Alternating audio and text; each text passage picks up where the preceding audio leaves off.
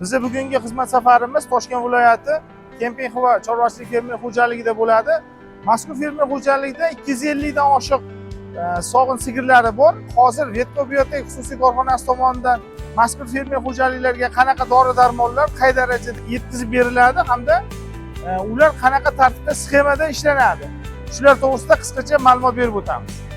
Fermer xo'jaligida eng asosiy e'tibor bu buzoqlar parvarishiga beriladi. Chunki biz doim aytamiz, bu fermani kelajagini belgilab beradigan omil buzoqlarni parvarish qilishdir.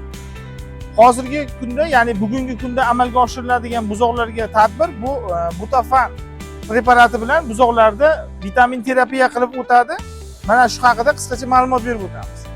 Butafan preparati bu butafosfanga asoslangan preparat hisoblanadi. Rossiya Nitafarm kompaniyasi tomonidan ishlab chiqarilgan. Mazkur buzoqlarimizga 3 gramdan 5 gramgacha bo'yin teri ostiga bir kunda bir mahal 2-3 kun davomida ketma-ket qilinadi.